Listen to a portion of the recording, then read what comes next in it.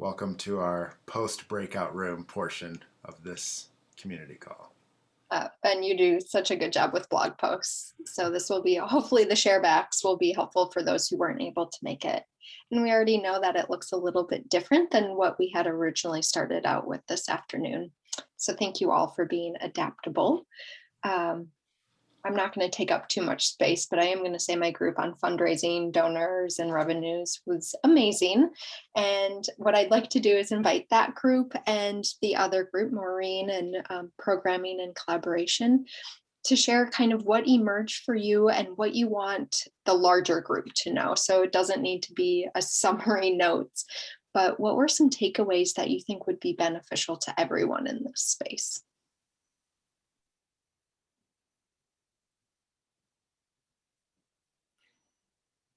You got me off the hook, Justine, in your note to me that I didn't have to be the speaker. But what I'd like to say is what we would like to do for, I think it was a consensus, is have a community call on program collaboration, program and presenters. From that, we'd like to create a hub of people that would come together with this as their focus. And Margarita used this wonderful word, low-hanging fruit. We're going to see what low-hanging fruit might be out there. You know, maybe some presenter like Liz already has. She has a couple that she's invited us we could be part of. And to not make it, oh, I love the phrase that you all are using at Kirkridge. Don't make it a sage on the stage, but think about all kinds of creative ways we can involve people and get them be doing the work. Or what was it Liz said about Omerku? That's his whole thing too. So that's just my summary of what we talked about. Communities of empowerment.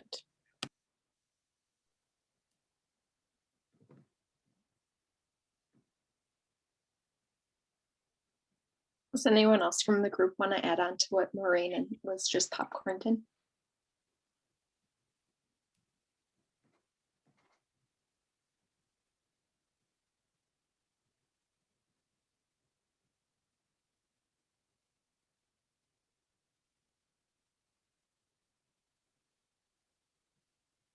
I'm enticing you with my eyes to share back a little bit more. I don't know if you see the desperation here, but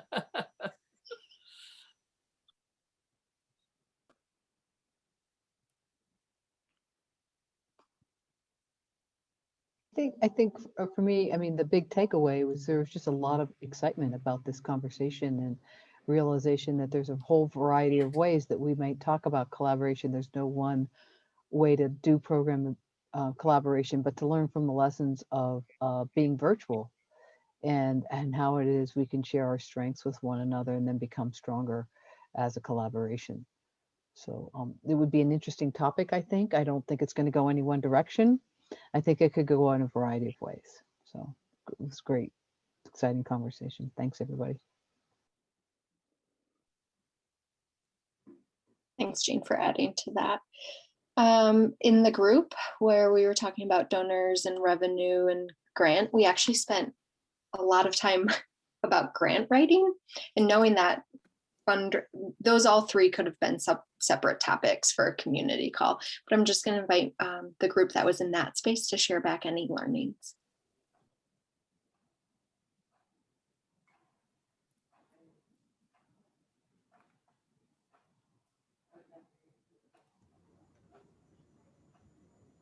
I can share a couple things I found particularly helpful.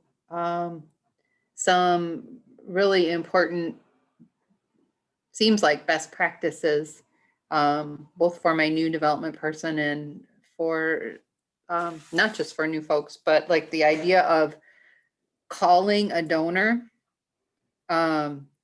just to say thank you, introduce yourself, understand your connection to the mission, to the organization. I think that's a fantastic thing to be doing in this time when we can't be necessarily face to face the way we would want to be. There was also some good sharing around making sure that Justine, I think you mentioned Nonprofits Unleashed as a Facebook group. I'm familiar with Your Thriving Nonprofits. That's a good one as well. I know that didn't come up in our group, but and then yeah, we talked a little bit about grants, and that could have been definitely its own. I learned a little bit about some grants. Essentially, you are, even if you're told no, that's the time to begin to really build a relationship, to learn more about that particular group, to talk with them, to basically get yourself in line for the future. I thought that was very, very important. I like what's already been said about our group. There was a couple pieces of tension that I'd love to just air and let us all talk through. One of them was the tension between finding funds as you wish to start in a new area versus having good data from a project you've already begun and then seeking funding. And what are the differences in those two approaches, and when do you go for one and the other? So I think that's something we all feel and worth teasing out, and certainly something we could have a lot more time to talk about in terms of fundraising and which direction and when it's appropriate. And then there was the tension between every piece we have been doing up until this point and then what happened when the pandemic hit. And what are we doing in terms of seeking funds and maintaining relationships since so many people have pivoted? Are those new directions that we're going to go in and going to stay part of our future? And so we should grow and expand in those. And what happens when some of our previous abilities, programs, retreats return? And where do we find the tension in terms of the relationships we've been with donors about those two very different buckets? So I just wanted to air both of those because there's something people need to focus on when there's only so many of us and so many hours in the day. And we need to prioritize which direction we're going.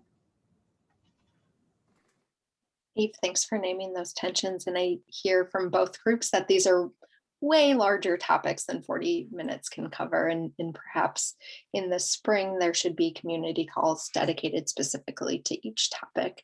Ben and I have been in conversation about inviting some financial officers in to have those conversations, how to hold those tensions, what to look for when talking about revenue and generating funding.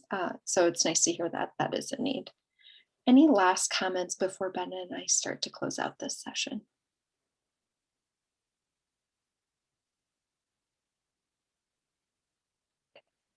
As I said earlier, I wanted to talk about the Eco Justice Collaboration Hub. It seems that some of us are grouping, like Maureen said, hopefully there will be a collaboration hub on programs. We do have one right now on Mighty Networks about eco-justice, environmental rights, and how to steward the land. We will be meeting March 2nd, but if you can't commit to that, I still invite you into that space to share resources, learn about what other centers are doing, and gain some insights. Margarita, do you want to add anything to that collaboration hub? Good, okay.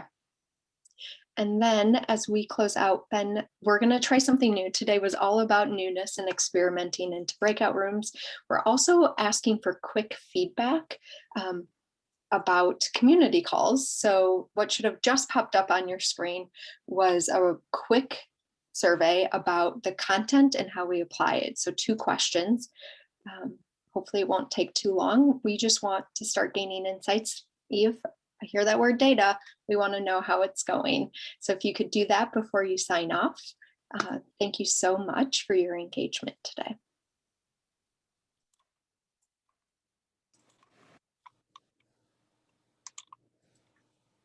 Thanks for your flexibility with us kind of doing an open approach to topics, and for your input for future topics. That's really helpful. And we'll continue to kind of design as we respond. I think part of my hope is that more voices will come to the top that are not just mine. I'm trying to move back a little bit and let more voices come to the top there. So if there's a topic that you want to lead, that you have some experience with, or a group of people who are already in a conversation that want to lead, please reach out with that. We've had several people come forward with topics just this week, so it's really exciting to see all the energy there. Appreciate your time with us today. Thank you. Thank you, everyone. Bye, everybody. Thank you. Thank you. See you later. Is this when I put my shoes back on, Ben? No, never. Yeah. Thanks, everybody. Thank you. Bye, Eve. Take care, everyone. Bye. Thank you so much. Bye-bye.